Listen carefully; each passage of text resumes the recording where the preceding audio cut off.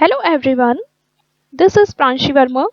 Welcome to the session AC8751 Optical Communication Unit 1 Introduction to Optical Fibers. Okay, in today's session we will cover Unit 1 Multiple Choice Question and Answer. Let's begin the session. First question is multi-mode step index fiber has option ABCD are given here. So my dear students, your correct answer is option A, large core diameter and a large numerical aperture. Okay, because multi-mode step index fiber has large core diameter and large numerical aperture. These parameter provides efficient coupling to inherent light sources such as LEDs. Okay, light emitted diodes. Okay, now next question. A typically structured glass multimode step index fiber shown as variation of attenuation in range of, this is very important question, and here correct answer is option C, 2.6 to 50 dB kilometer के power minus 1 at wavelength 0.84 micrometer. Okay, a multimode step index fiber show an attenuation variation in range of 2.6 to 50 dB kilometer की power minus 1. Okay, the wide variation in attenuation is due to the large differences both between the two overall preparation methods, that is first one melting and second one deposition. Okay, in this way correct answer is option C. Okay, next question. Multimode step index fiber has a large core diameter of range is, here correct answer is option A, 100 to 300 micrometer. Okay, a multimode step index has a core diameter range of 100 to 300 micrometer. This is facilitate efficient coupling to inherent light sources. Okay, next question. Multimode step index fiber have a bandwidth of blank space. Here correct answer is option B, 6 to 50 megahertz kilometer. Okay, multimode step index fiber have a bandwidth of 6 to 50 megahertz kilometer. These fibers with this bandwidth are best suited for short haul, limited bandwidth and relatively low cost applications. Right. Next question. Multimode graded index fiber are manufactured from material with option A, lower purity, option B, higher purity than multimode step index fibers, option C, no impurity, and option D, impurity as same as multimode step index fibers. Here correct answer is option B, higher purity than multimode step index fibers. Okay. Multimode graded index fiber have higher purity than multimode step index fiber. To reduce fiber losses, these fibers have more impurity. Okay. Alright. Next question. The performance characteristics of multimode graded index fiber are blank space. Here correct answer is option A, better than multimode step index fiber. Okay, multimode graded index fiber use a constant grading factor. Okay, performance characteristics of multimode graded index fiber are better than those of multimode step index fiber due to index graded and lower attenuation loss. Okay, so here correct answer is option A. Right. Next question. Multimode graded index fiber have overall buffer jackets same as multimode step index fiber but have core diameters blank space. In this question correct answer is option B, smaller than multimode step index fibers. Okay, multimode graded index fiber have a smaller core diameter than multimode step index fiber. And a small core diameter helps the fiber gain greater rigidity to resist bending. Okay, that's why multimode graded index fiber have overall buffer jackets same as multimode step index fibers but have core diameters smaller than multimode step index fibers. Okay, next question. Multimode graded index fiber use incoherent source only. This statement is true or false? This statement is false because Multi-mode graded index fiber are used for short haul and medium to high bandwidth applications. Small haul applications require LEDs and low accuracy lasers. Thus, either incoherent or incoherent sources like LEDs or injection laser diode are used. Okay. So multi-mode graded index fiber use incoherent source only. This statement is false. Next question. In single mode fibers, which is the most beneficial index profile? Here, correct answer is option B, graded index. Okay. In single mode fibers, graded index profile is more beneficial as compared to step index fiber. Okay. This is because graded index profile provides dispersion modified single mode fibers. Okay. That's why in single mode fibers, graded index is the most beneficial index profile. Okay. Next question. The fibers mostly not used nowadays for optical fiber communication system are blank space. Here correct answer is option A, single mode fibers. Because single mode fibers are used to produce polarization maintaining fibers which make them expensive. Also, the alternative to them are multi-mode fiber which are complex but accurate. So, single mode fibers are not generally utilized in optical fiber communication. That's why the fibers mostly used nowadays for optical fiber communication system are single mode fibers. Okay. Next question. Single mode fibers allow single mode propagation. The cladding diameter must be at least blank space. Here correct answer is option D, 10 times the core diameter. Okay. The cladding diameter in single mode fiber must be 10 times the core diameter. It's very important question, my dear students. In single mode fibers, larger ratio contribute to accurate propagation of light. These dimensions ratios must be there so as to avoid losses from the vanishing fields. Okay. Next question. A fiber which is referred as non-dispersive shifted fiber is, correct answer is option B, standard single mode fibers. Okay. A standard single mode fiber having a step index profile is known as non-dispersion shifted fiber, as these fibers have a zero dispersion wavelength of 1.31 micrometer and so are preferred for single wavelength transmission in O band. Okay. So, a fiber which is referred as non-dispersive shifted fiber is known as standard single mode fibers. Okay. Next question. Standard single mode fibers SSMF are utilized mainly for operation in, correct answer is option C, O band. Okay. SSMFs are utilized for operation in O band only.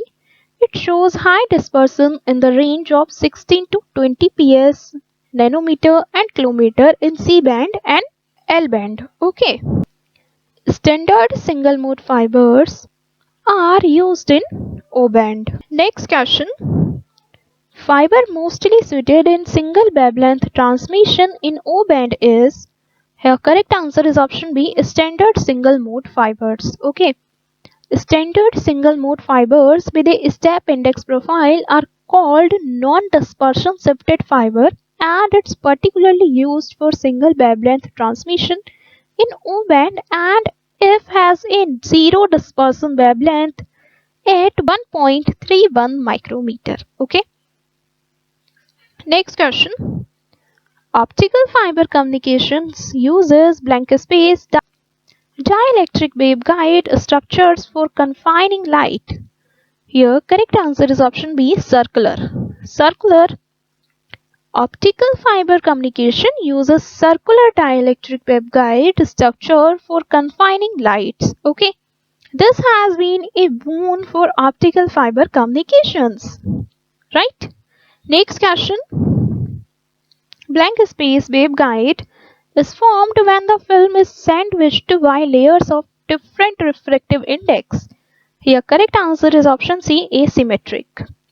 Asymmetric waveguide is formed when the film is sandwiched by layers of different refractive index. Okay, when the film is sandwiched between layers of same refractive index, symmetric waveguide is formed.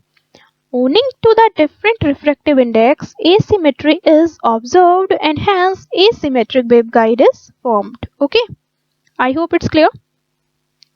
Next question. What the dimensions of guide are reduced, the number of blank space also decreases. Here correct answer is option A, propagating nodes. Okay. The dimensions of the guide are directly proportional to the number of propagating nodes. As the dimensions are reduced, the number of propagating nodes also decreases. Okay. Next question. What does HFF stands for in this indication? HFF is equal to H plus X square. Okay. This is X square. Okay, my dear student.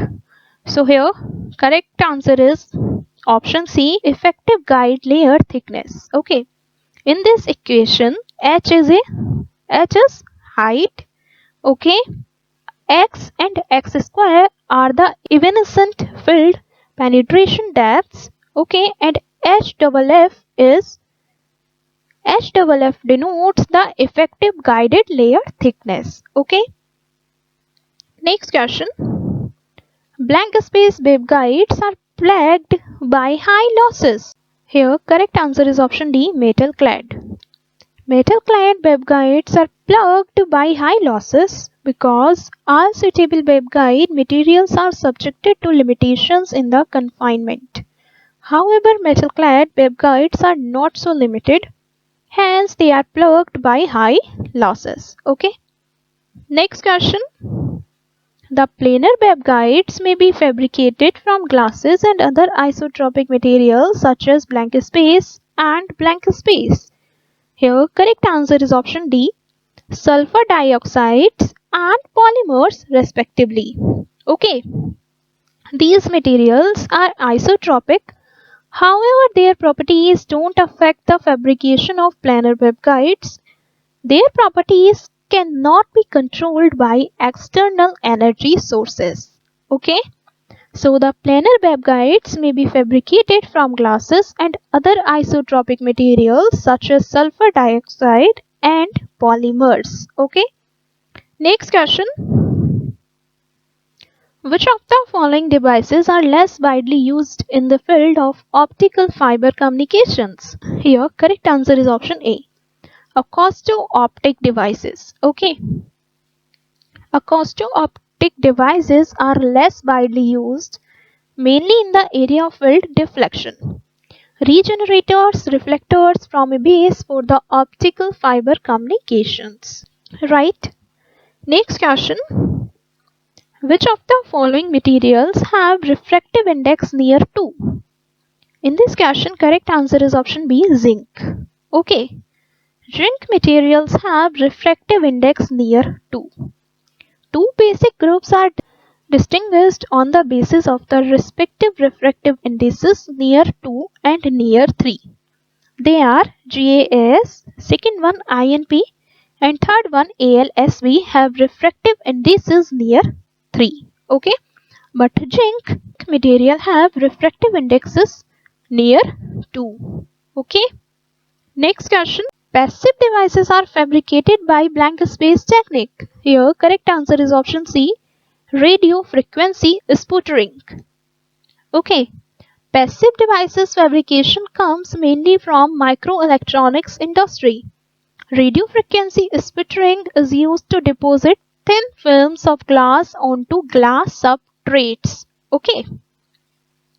So in this way, passive devices are fabricated by radio frequency sputtering technique. Okay.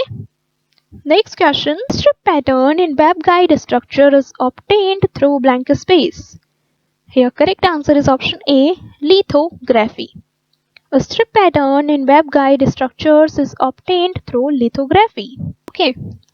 Because field strength is an important aspect when it comes to strip patterns in waveguide structures. The electron and laser beam lithography is used to obtain a strip pattern in waveguide structures. Okay. Next question. Propagation losses in slab and strip waveguides are smaller than the single mode fiber losses. This statement is false. Okay. Because the losses are in the range of 0.1 to 0.3 dB per semi. In case of slab and stripe waveguides, the losses are much higher, whereas in case of single mode fibers, they are much less. That's why propagation losses in slab and strip waveguides are smaller than the single mode fiber losses. This statement is false. Okay, next question. A passive bijunction beam splitter is fabricated from blank space. Here correct answer is option D, LiNbO3. Okay. A passive bijunction splitter is used to combine signals from separate source or to divide a signal into two or more channels. It's fabricated from the waveguide material such as LiNbO3. Okay. Next question. A passive bijunction beam splitter is also used as a switch. Is true or false? Is true. Okay. Because a passive junction beam splitter finds application where equal part division of the incident beam is required. It can be used as a switch if it's fabricated from an electro-optic material. Okay. In this way, the statement a passive bijunction beam splitter is also used as a switch is true. Next question. The linear variation of refractive index with the electric field is known as the. Here correct answer is option D, Pockels effect. Okay, Pockels effect because the change in refractive index is related by the applied field via the linear and quadratic electro-optic coefficients. The variation of Ri with the electric field is known as Pockels effect. Okay. Next question. Planar waveguides are used to produce blank space coupler. Here correct answer is option A, MMI. Okay. MMI couplers are abbreviated as multi-mode interference couplers. These are similar to fused fiber couplers and these are easily produced by using planar waveguides. Okay. So in this way, planar waveguides are used to produce MMI multi-mode interference couplers. Okay. Next question. In a transverse electric magnetic wave, which of the following will be true? Here correct answer is option D. E and H are transverse to wave direction. Okay. In the transverse electric magnetic wave, for example TEM wave, both the electric and magnetic field strength are transverse to the wave propagation. Okay. Next question. The cutoff frequency of the TEM wave is, your correct answer is 0. Okay. And this is frequently asked question, guys. The TEM wave has both E and H perpendicular to the guide axis. Thus, its cutoff frequency is 0. Okay. Next question. Which component is non-zero in a TEM wave? Here, correct answer is option A, EX. Okay. In a TEM wave, the wave propagates along the guided axis. Thus, the components EZ and HZ are 0. The attenuation is also 0 in this way and the non-zero component will be EX. Okay. Next question. TEM wave can propagate in rectangular waveguides. State true or false? This statement is false because the rectangular waveguide doesn't allow the TEM wave. TEM mode can exist only in two conductor system and not in hollow waveguide in which the center conductors doesn't exist. That's why the statement TEM wave can propagate in rectangular waveguides is false. Next question. The cutoff wavelength in the TEM wave will be, your correct answer is option C, infinity, because the cutoff frequency in a TEM wave is 0. Thus the cutoff wavelength will be infinity. Next question. The guided wavelength of a TEM wave in a waveguide having a wavelength of 5 units is, here correct answer is option C, 5, because the guided wavelength is same as the wavelength of the waveguide with a TEM wave. Thus the guided wavelength is 5 units. Okay. Next question. The guided phase constant of a TEM wave in a waveguide with a phase constant of 2.8 units is, here correct answer is option A, 2.8, because the guided phase constant is same as the phase constant of the waveguide. Okay, and here phase constant is 2.8. That's why the guided phase constant will be 2.8. Okay, in this way correct answer is option A, 2.8. Guided phase constant is equal to 2.8. Okay. Next question. Which type of transmission line accepts the TEM wave? Here correct answer is option B, coaxial cable. Okay. Because hollow transmission line supports TE and TM waves only. The TEM wave is possible only in the coaxial cable transmission line, which is not hollow in nature. Okay. Next question. For a TEM wave to propagate in a medium, the medium has to be, here correct answer is option D, non-dispersive. Okay, the medium in which the TEM wave propagate has to be non-dispersive, because this implies the phase velocity and the characteristics impedance has to be constant over a wide band. Okay, next question. A strip line and parallel plate waveguide support the TEM wave state. This statement is true or false? This statement is true, because the strip line and parallel plate waveguides are not hollow and the dielectric is lossless. The medium is non-dispersive. Thus, the statement is true. Okay. Okay guys, now let's wind up the session. See you in the next video. Means unit 2 of this subject. Thanks for watching this video. Please share this video with your friends and make sure you subscribe to my channel for more updates. And guys, wish you very all the best for your examination.